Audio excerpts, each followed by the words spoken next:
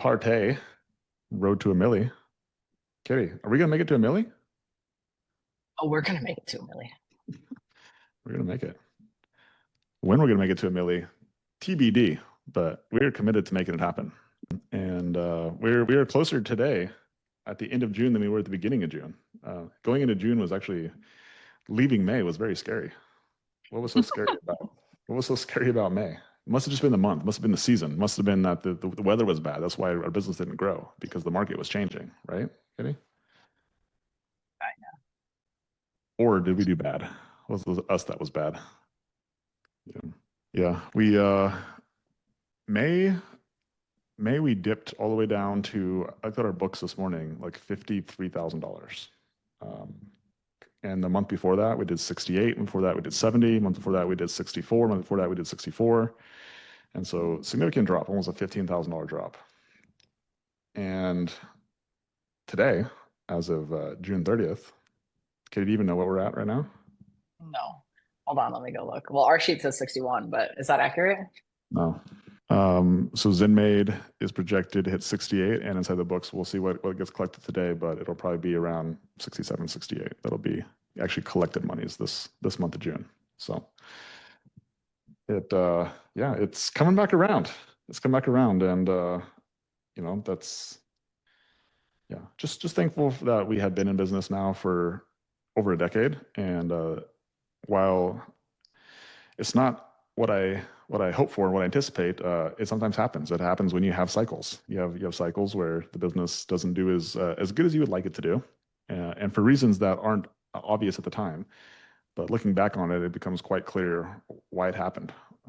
As long as you're willing to look at it from like it's my fault versus like, well, this time of year the business doesn't grow. That's why.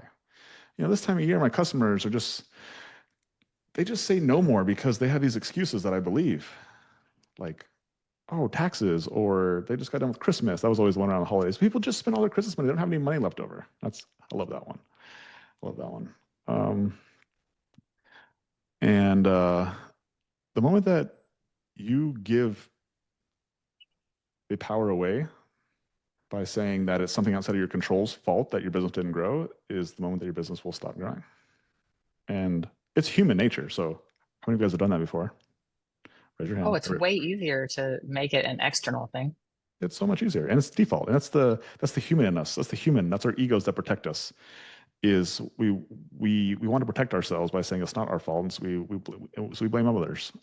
So that makes you human. That doesn't make you good or bad. That's not an opinion. That just makes you human.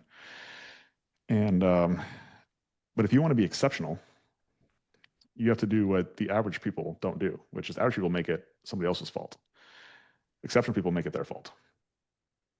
And when it's your fault, then you also have the responsibility to find solutions. And so by making it our fault, we were able to uncover what the solution, what the problem, first what the problem was. And then once we uncovered what the problem was, then we were able to start to formulate solutions. And so now that we are a little bit more removed from this up and then quickly falling back down situation where we lost our 14 of 16 cleaners and our culture was shit, and the cleaners who were left were calling out and not being reliable, and then because of that, clients were just dipping out, canceling because they didn't have their normal cleaners. They got replaced with less with inferior cleaners, and they were like, "Why am I going to continue to pay you guys?" And so it was a mass exodus of both clients and cleaners. And now that I have a little more perspective on this, I've concluded in this very moment, which again I'm still looking, always looking, but in this moment I've concluded that the reason that we got to the situation is because we put the growth of the revenue ahead of the growth of the team. And so, as you guys know, we're having a call called Road to a Million, which means that we're trying to grow our revenues to $1 million, which is $83,000 a month, which is $19,000 a week. And so, while it's important, it is not more important than the growth of the team and the individual players, in this place, cleaners and employees on the team. And so, if we're going to lower our standards to allow a cleaner to be on the team because we want them to be a body who can produce revenue, Sure, we might be able to put cleans in their schedule and they're going to be able to produce revenue, which gets us closer to our revenue goal. But also, because that person is a body that doesn't fit with our culture, the other cleaners who have to work with them are going to complain.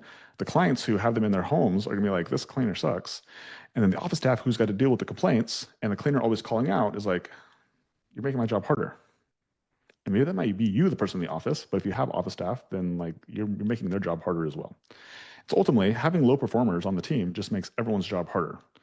And as a simple framework, your job as the owner of the business, as the leader of the business, is to make it as easy as possible for your team to work as hard as possible. And that means cutting low performers, consistently bringing in new talent, potentially people who can make your team better, who can push what you believe is your top performers in your team now to push them up. And to be able to push your bottom up as well. And so that's what we've been able to do is we've been able to hire quickly, also fire quickly. And because we have this constant inflow of new cleaners coming on the team and our standards for what we're willing to tolerate is just the standard. Like we're willing to tolerate the standard.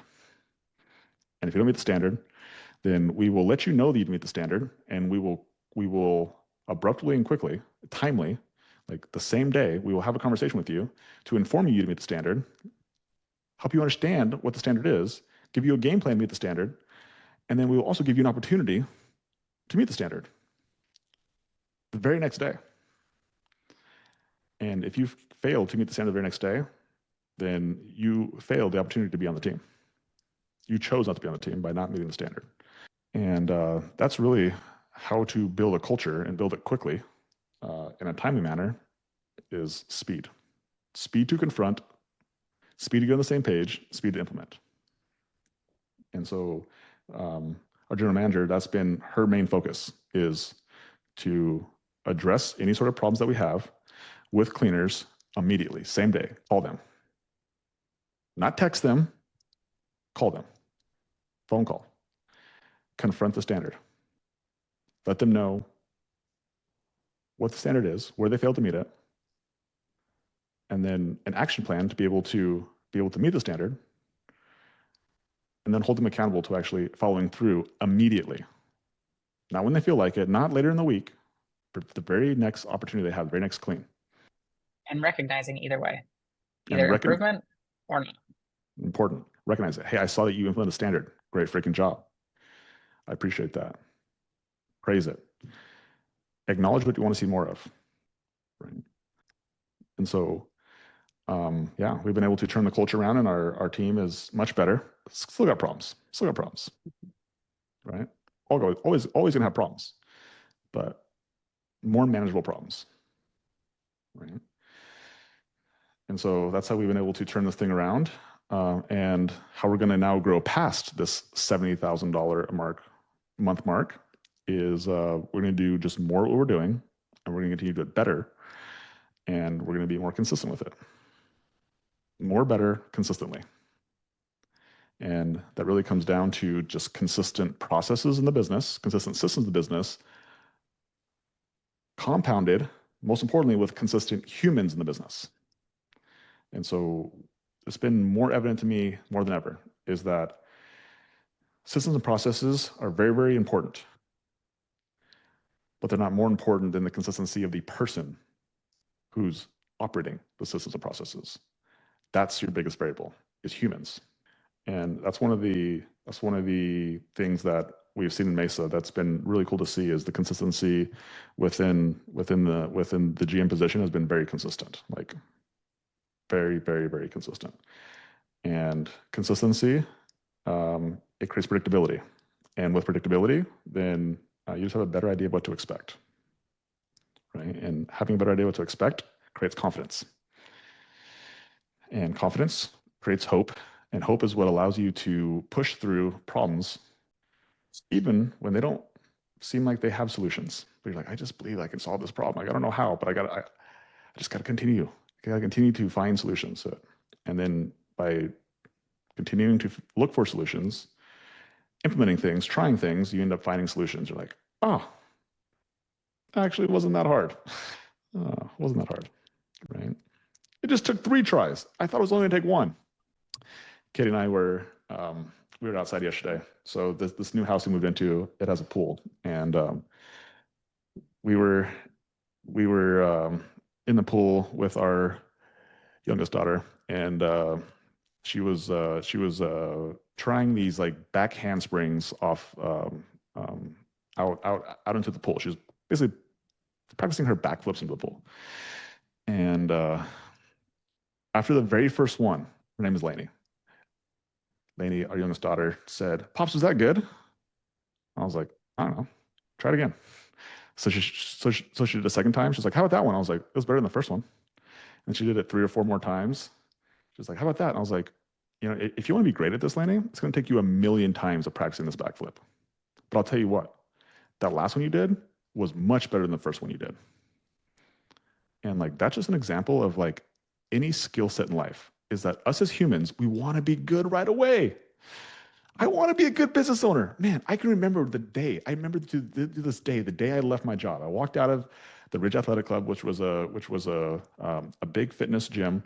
It was on, oh, what day was it now? It was December 11th, 2013. It was a Friday. The very next Monday, which was December 14th, was the day I started my gym. But on December 11th, that Friday, I remember walking out of the gym. I looked behind me. I swear to God, I'm like, I can't believe no one is following me. Like, I'm gonna crush this. They don't see what I see. I'm gonna make so much money. I'm gonna be so rich. All these things. Like, I just believed I was gonna crush it. Because I'm like, I'm good. I'm good at this. And I got slapped in the face. Like, I think that's an understatement. For 3 years, my first 3 years in business, I made $135,000 in revenue for 3 years. That's less than $5,000 a month for 3 years. Like every single person in here, you make more money than I do, probably in the first 6 months of your business than I did. Okay. And I wanted to be good at it in the beginning. I just wanted to be good, like just like everybody else did. And I just was so bad. And I think that's human nature is that we all want to be good at things, even though we have never done before. I'd never started a business. No one in my family had ever done business. Actually, I didn't even necessarily realize I was in business. I bet. I was just so focused on helping people, serving people. Which, by the way, I think that is also a reason that I was able to continue to push through the low results in revenue because money wasn't my goal. Helping people was. And once I realized that I could actually help people more by actually making money, then that's when I started to learn more about money and business and sales and marketing, things that I just like, I was oblivious to all those things when I started my business. I figured out how to start an LLC. Actually, no, I didn't start an LLC. I was a sole proprietor for years. So I figured out how to get an EIN. I figured out how to open a business bank account. And that was about it. And I figured out how to start my books because one of my clients was actually a bookkeeper. His wife was a bookkeeper. And so she informed me about how I needed to have books. And I was like, okay, that makes sense. But outside of that, like I was not in business to do business. I was in business to help people. I wanted to serve my clients at what I thought was a level that couldn't have been achieved at the current location that I was at. It took me 12 years to this day, over 12 years now, for me to just like start to understand how business works. So everyone here, like you guys want to be good. Like most of you guys, this is your first business. Some of you guys have been in business for 10 years as well. So there's another piece of this equation that it's not just time, unfortunately. Time, like you can be in business for 10 years and you can still not be good at business. And so it's what are you focused on? What are you doing in your business? What are the inputs that you're doing in your business? Because if you are just going to be a cleaner for 10 years, like I promise you're not going to go into our business. If you are going to tell yourself a story that, you know what? Waiting for things to be perfect before I Hmm, get better. yeah, I'll start hiring people once I just have this figured out more. Once I have more time, once I have more time, then I'll start doing more things. I'll take the time to start learning things once I have the time to learn things. You know what? Here's a strategy, guys, and this is an actual strategy. Take the stories you tell yourself and put it on paper, and find a solution for it. And you'll realize that you can't find a solution for it because your problem's not even a real problem. It's not even real. You're just making stuff up. Okay, so how am I going to solve this problem of finding time to learn a new skill set when I don't have time? Okay, Let me write this down. Oh yeah, wait. So then what do I mean I don't have time? Yeah, I'll just ignore that. I just don't have time. And so if you actually took the time, if you actually uh, slow down and you analyzed some of these thoughts, some of these beliefs, some of these stories you tell yourself, you defined them and you made them so they were measurable, you'd realize that most of your thoughts, most of your beliefs, most of your stories are like not measurable, which means that they're not. It means they're just not real. Like, so it's like, okay, what does it mean I don't have time? So why don't you actually do a time study? So this is something that Katie has a lot of people do. She's had our team do it. She's had some of you guys who are in the leadership training. She had you guys do your time study, and very, very, very, very, very quickly you'll realize that you have time.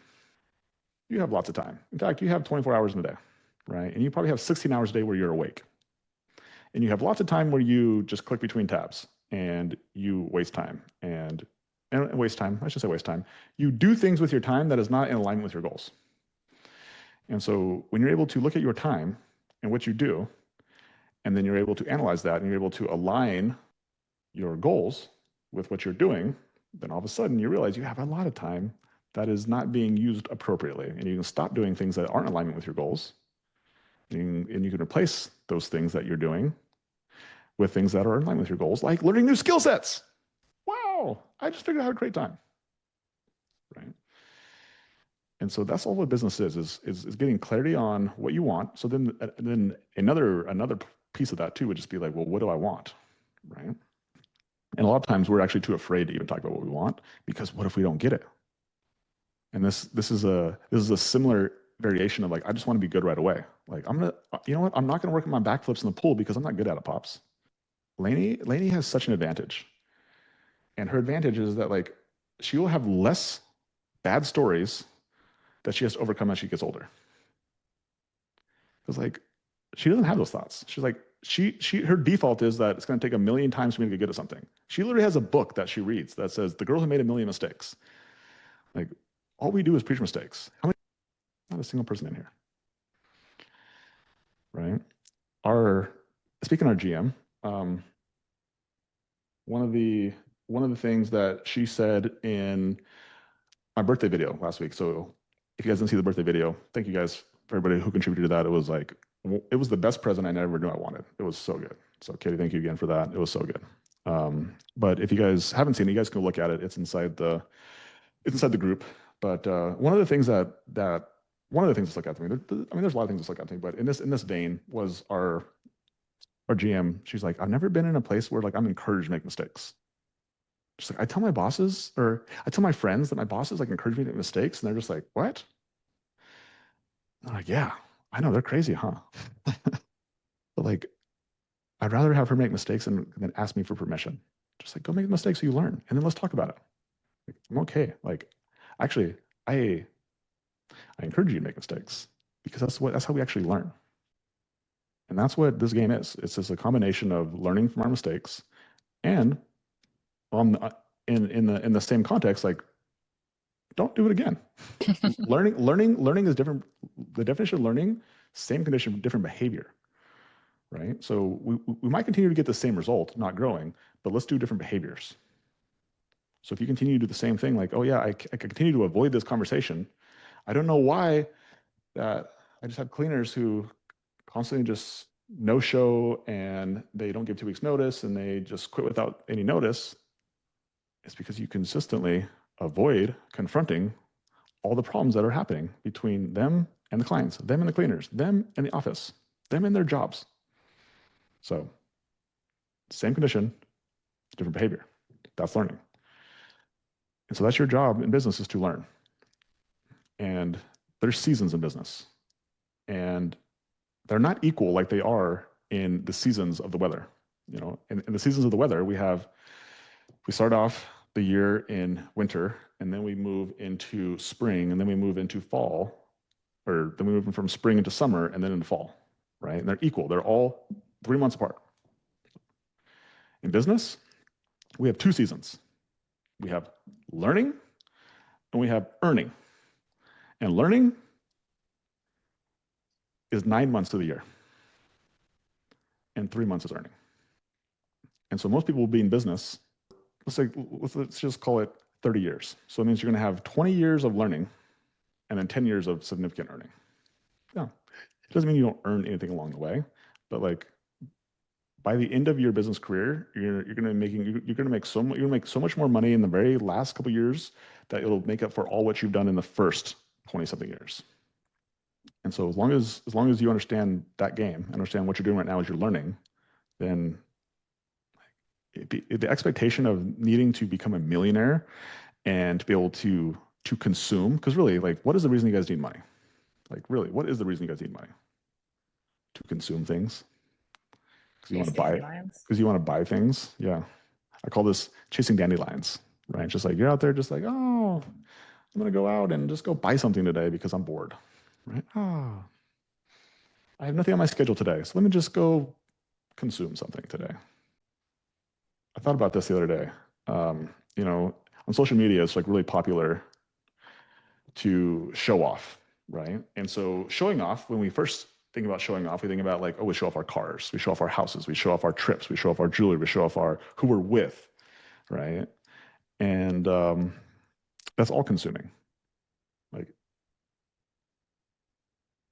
like in 2025, like showing off that stuff is not cool. You know what I believe is cool to show off? How much you produce. How much money did you create out of thin air? How many jobs did you create? How many clients did you create? How many businesses did you create? How many people's problems did you solve? How many people did you make an impact on? How many homes did you clean? Like, that's freaking cool. Producing. And the more you produce, by the way, the less time you have to consume, which ends up giving you more resources.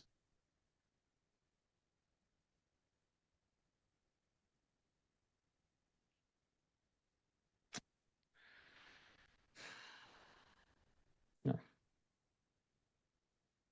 So, speaking of producing, let's talk about what Mesa Fire Start Cleaning produced last week. And so I'm going to pull up in my vision sheet for you guys here, and we're going to talk about 621 through 627. Let's see what week this is. Week number 68. Week number 68 in business. So you guys can see here, $68,500. That's what we're currently set up for the month of June. So crazy. Look at this. We started the month out with $50,000. So our sales have been on fire. We've been putting cleans on the schedule, and it's been really cool to see the inputs by our office staff. It's been really cool to see. Look at this, guys. Last Saturday's revenue, $75,000. So the number got all the way down to 61,000, 61, 63, 61, 70, 75. So crazy. Crazy to see that going up. The next day's revenue, 47,000. That's the highest it's been as well. Trailing 12 months revenue, $670,000. So over the last 12 months, this business has done $670,000. Starting from zero, like crazy. It's wild. Current monthly revenue, this was through the 27th of June. We were already at 64,000. And look at this weekly revenue, 16,784. So two weeks in a row. Last week we had $19,000, which is $1 million run rate. So that's our PR. And we actually followed the week up with almost $17,000. Katie, do you remember what we started the week out with? Last week or this week? Last week, like what we started the weekly revenue out with. Yeah, it was terrifying. It was like 8,000 or something, wasn't it? No, I shouldn't. Oh, that's this week. Yeah. 10,000. Yeah. Wasn't very good. Yeah, it was $10,000, and so they were able to put $6,000 in a week on the schedule for that week itself. Like crazy. So that's really cool to see.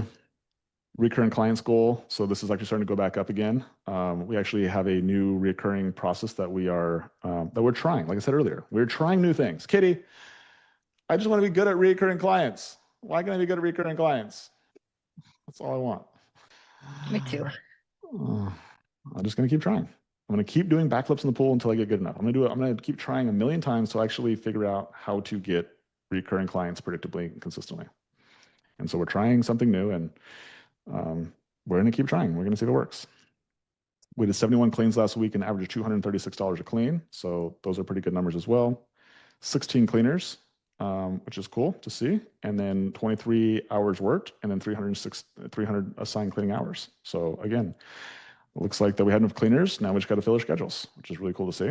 And I think we did do a good job of filling their schedules. And this is why this data becomes so important, guys. So this is our build monthly revenue inside ZenMade. So you can see here we have done $63,000 through the month of June 27th, or through the date of June 27th. This week's revenue is 16,784. But this is what I want to show you guys. I want to show you guys the value of these two numbers right here. So at that 16,784. Like I said, we filled almost $6,000 of initial cleans on the schedule. So like we only have this almost $10,000 of recurring revenue. And so in order for us to hit 19,000, we really predictably need $13,000 of recurring, and then we can sell $6,000 of the new money. And so we just don't have the recurring right now. So this is the number that's actually holding us back. Our new sales, like we can fill schedules. Now we just need to have that compound with some of these new sales turn into recurring clients.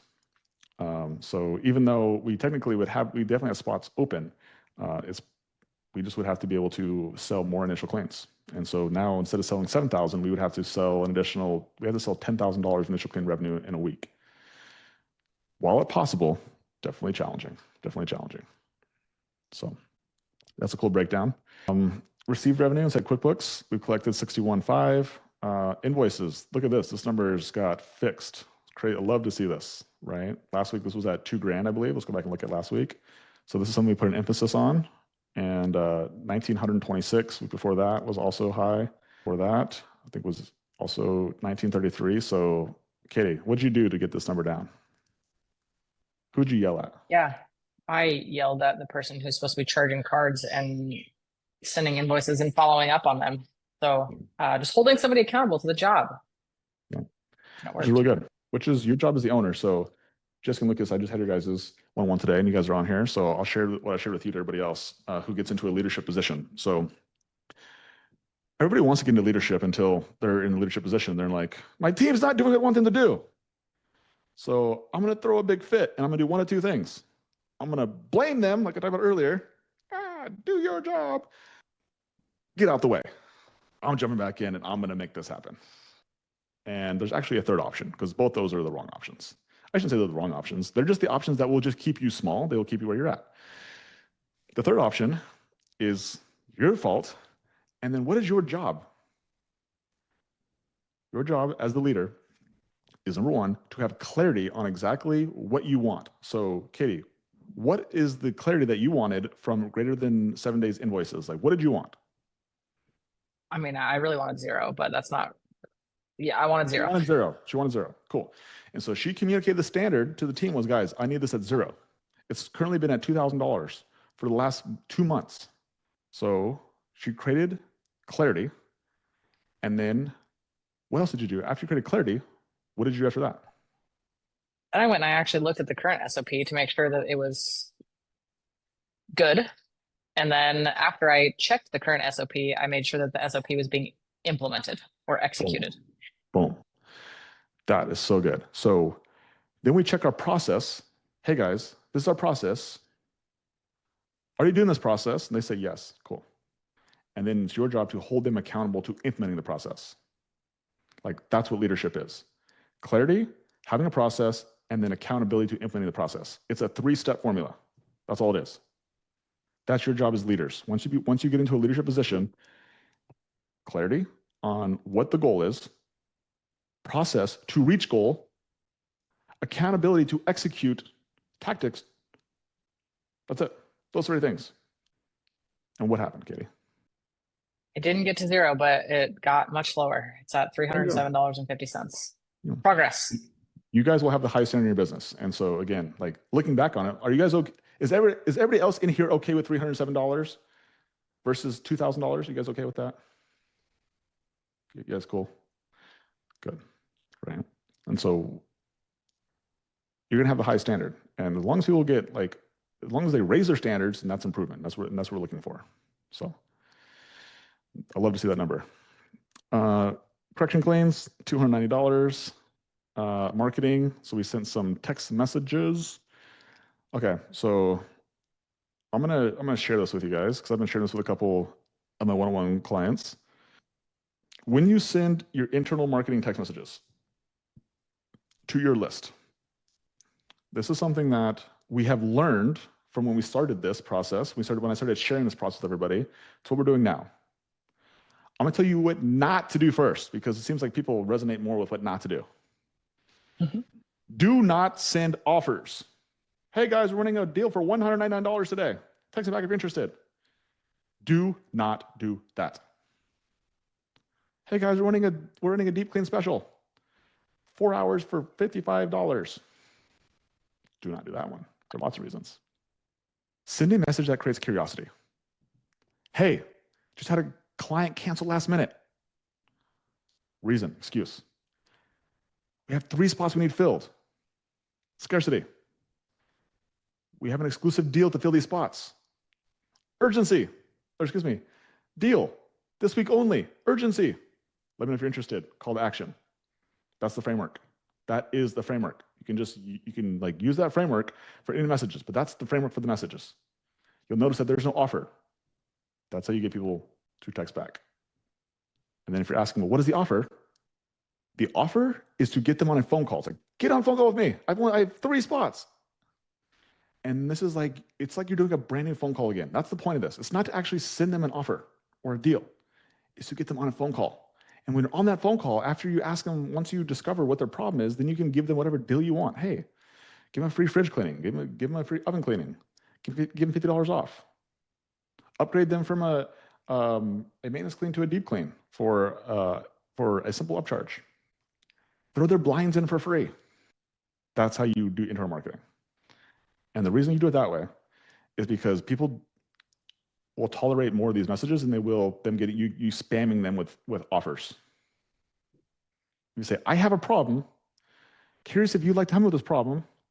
Like those are messages that people will continue to respond to for a very long time. But the moment you throw money in there, then all of a sudden they're just like they feel like they're getting sold. So it's like, I have a problem. You want to solve this problem? If not, that's cool. But the moment you throw money in there, then people will stop you. They will say, stop texting me, all those things, because now you're no longer adding value. You just want money. All right. Let's talk about money and external marketing. So in order to get internal marketing, you must first externally market.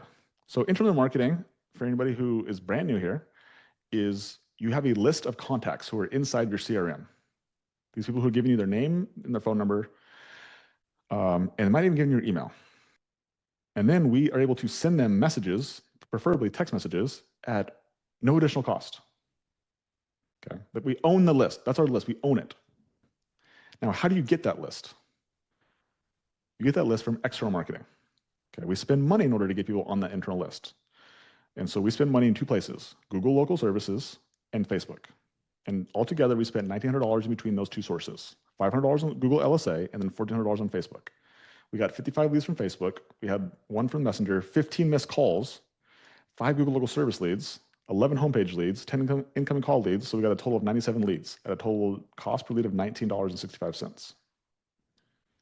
Okay. We had 21 spots that were unfilled last week. And we had 27 spots that are open for this week.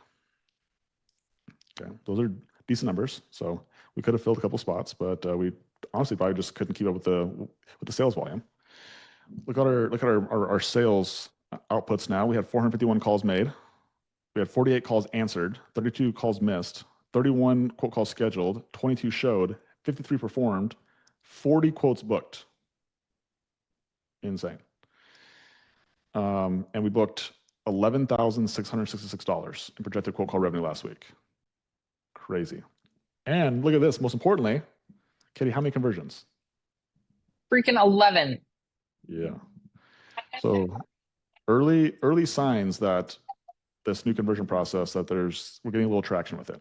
It's good to see. And you can see here, like I'm going to shout out Keziah here, like 30 quotes booked out of 39. And one of the biggest reasons was because BJ had RTO on Thursday and Friday. So she basically just held the showdown on Thursday and Friday, and she booked $8,000 of revenue just alone, and then also did 9 conversions. So And look at the new projected recurring revenue. $285. It's a beautiful number. That's how you can grow a business. That's how you grow a business. So yeah, it's been really cool to see her growth. And just so you guys understand, how old is Keziah, Katie? Almost 21. No, She's 20. She said that this morning. She's like, I she's just can't wait. she's not even almost 21. She just turned 20 in Yeah, February. she just turned 20. Yeah. So she started working with this when she was 19. And like this girl's maturity is outstanding. I don't care how old you are. Like her maturity is outstanding and her desire to get better is even more outstanding. And that's why she continues to like put up good numbers, is because she just wants to get better. She wants to learn and she's okay with making mistakes. She doesn't, her ego, everyone has an ego. She just is able to, she has the skill set to be able to remove the ego and just be like, I'm okay looking silly for a period of time in order for me just to get better at this thing. But what trumps everything, and this is what I talked about earlier with like, I think one of the reasons I was able to get through those first 3 years of business is that her just desire to help people is like so high. Just somebody who's a server, somebody who wants to help people, higher desire to help. Just like, how do I help my cleaners? How do I fill their schedules? How do I make an impact on them? And I think when you have a when you're guiding light, your northern light, the light in the tunnel when it's moving towards just how to help people, it just makes it easier to put your ego aside and suck and continue to do those backflips in the pool enough times, enough times, enough times. Even when it's inconvenient for you, even when you get tired, even when you don't feel like it, you continue to do it because you have a guiding light that's there to serve. I think And that's so powerful. I actually look at Alaya in that situation too with our Bozeman location. That's exactly the frame that she used to not only fill cleaner schedules, but do what was required to ensure that the cleaners were taken care of every single day. It all comes from the base of helping people. So powerful. yeah, those are two things. The people who are running our companies are both like very service based. They're like two of the most like service based people I've ever seen, and like they make me better. Like they make me want to serve more. Both those people, and that's how I know the right people on the team. And as a total side note, like some of you guys got to see a little preview of Bozeman a couple weeks ago. We did the road to 300K. If you guys haven't watched that replay, I would highly recommend go watching that replay. It will break your beliefs on what is possible for a cleaning business. But combined between both Bozeman and Mesa, the two companies, this month they will both combine do over $230,000 in a single month. That's almost $3 million annual revenue rate. Crazy. And again, just like it's humbling. $135,000 for 3 years. And we made over that now in just 1 month. And it just comes down to, are you willing to suck for a longer period of time in order for you to figure it out? And most people aren't.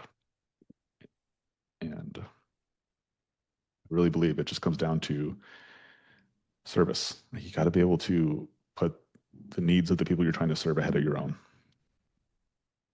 And I just don't know if that ever changes, to be honest with you. I still do that with all you guys here today. Like, I don't get paid for this. I put way more in time than I ever get. Way more time. But it doesn't like I don't even think of it as a trade-off. I just love doing it. That's all I think about. I just get so excited.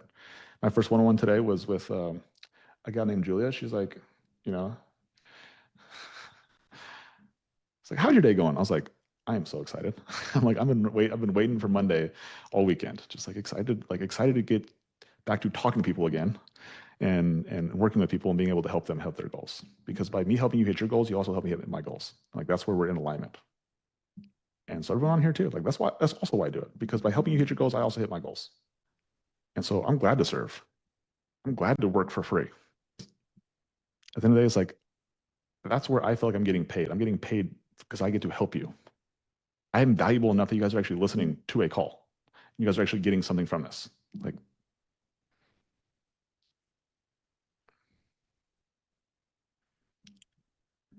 20 years ago, I'd have been 17 years old. I just would have been graduating high school. I never would have believed that I could actually give value to people. I could help people. And since I was 17 years old, that's all I've ever wanted to do. Is I just wanted to help other people. So it's funny because Kobe, our oldest daughter, she just finished her freshman year down here in um, Mountain View High School. Katie, how many kids go to Mountain View High School? Just Well, school in there's general. over 2,000 kids in the school. Three, Yeah, I can't remember. It's a lot. She has over 500 kids in her class. yeah. So it's a big school. So she got her yearbook, right? And so we were going through the yearbook, and the yearbook is fat. It's a big yearbook. And Katie also went to a big school in Bozeman. How many kids did you graduate There with? was there was about 400 in my graduating class. Yeah. And my school was also very big.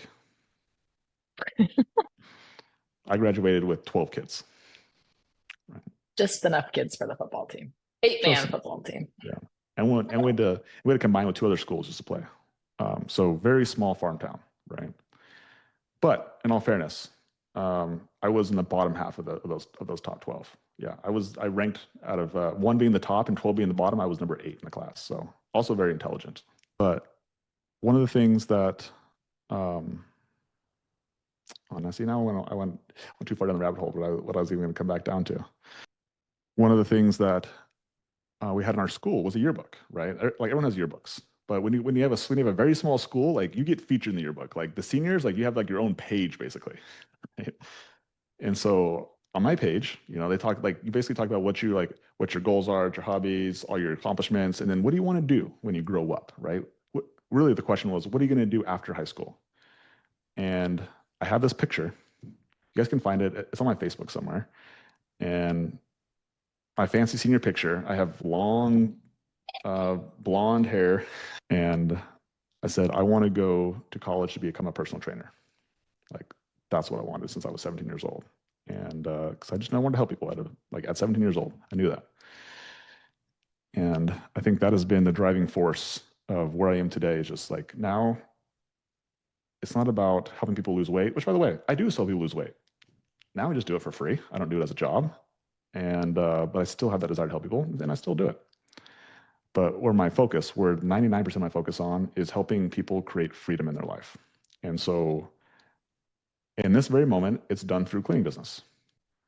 High probability that eventually will change as we continue to grow and as we continue to level up, then that will change, because before we did cleaning business, we also help people do real estate. You know, another thing that I was reminded of during those vid during those during those vid during those birthday videos, Katie reached out to all sorts of walks of people. And one of those people was some of the people from our investing club that we were part of in Bozeman. And one of those kids' name was Ryan. And so cool story about Ryan was Ryan was part of this investor club and never had got a deal. And he still was renting. And I was like, Ryan, I'm going to get you a house. And it's also going to be an investment at the same time. And so Ryan was somebody who I found a house for.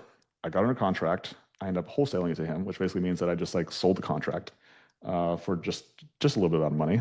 And he ended up getting his very first investment property that he lives in. And it was a duplex, so he rents out the other side. And so it's also an investment property at the same time. And yeah, I've helped multiple people do similar situations like that before. And just because I just want to help people like get some sort of freedom, right?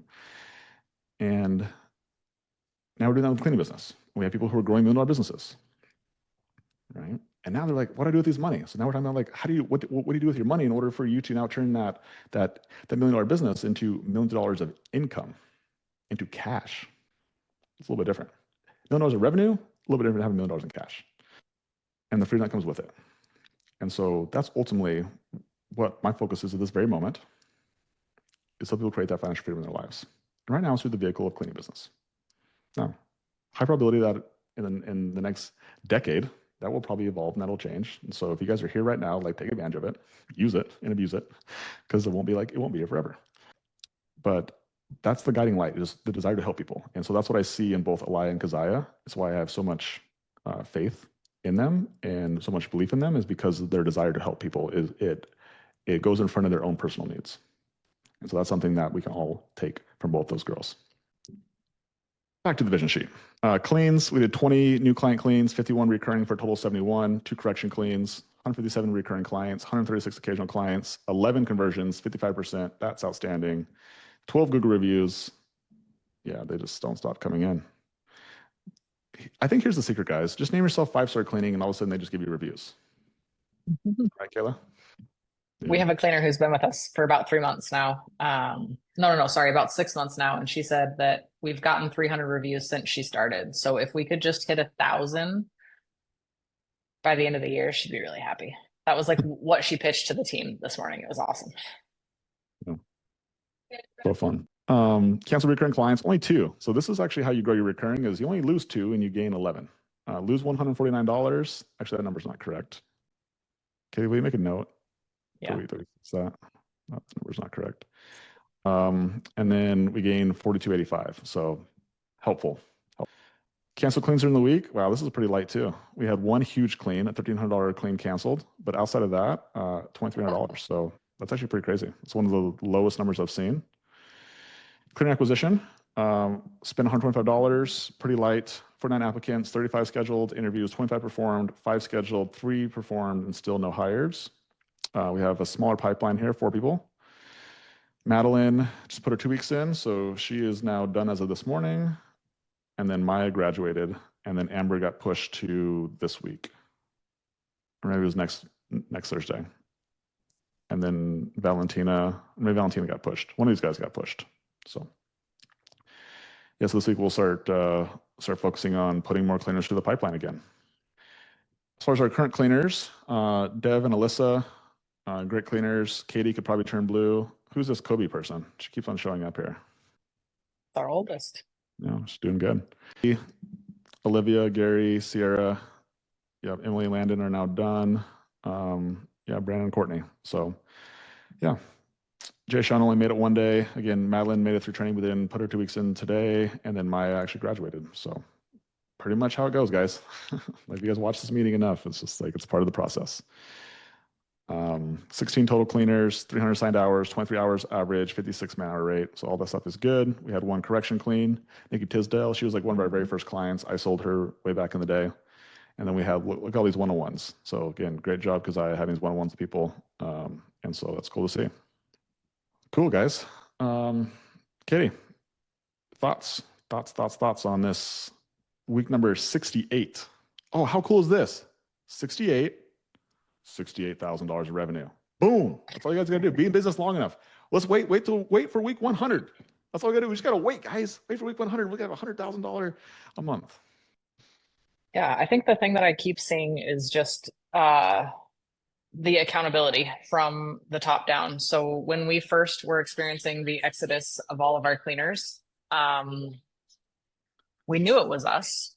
We knew it was like an us issue. So at first we said it was a leadership thing because we transferred leadership to just us, or just to Keziah and at the time Megan. So we were removing ourselves. So we tried to make that the reason why everything was happening. How can we improve communicating to the team? How can we make the transition better for everybody? Then time passed and we still like weren't able to get people to stick. It seemed like it took a while to get some traction to be able to get some solid cleaners back on the team. Like we were dealing with cleaners who wouldn't show up, cleaners who didn't do a good job, like for weeks. And it sucked. And then we realized that we weren't holding the standard. It didn't matter who was in charge or who was leading the team. If we didn't hold the standard to the people at the bottom, the people at the top would leave. And I think something that we can all, as leaders in our companies, is understand that learning never stops. Like just because this incident happened now almost 16 weeks ago, we're still learning from it today, and we're still adapting from it today, and we're still making appropriate adjustments as we continue to reflect and figure out what the real issues were and correcting them. And every day we're just trying to get a little bit better. Yeah, super excited to keep documenting this journey with you guys. Like it's fun. I really appreciate you guys for showing up here and learning and trying to learn from our mistakes and learning from our business and being able to apply that into your business. And yeah, and of you guys who are on here right now, like, thank you guys for the opportunity to let us actually help you actually, implement some of the stuff in your business through the coaching. I think that's really, again, it's something that's very fulfilling for me, is to be able to take what we are doing and be able to help you guys. And again, like I said, we're going to do over $230,000 this month, and like the amount that you guys could pay us is insignificant to what we make in this business. And so that's why like we don't do a lot of coaching, is because we make way more money in our business. That's also why we're running out of spots.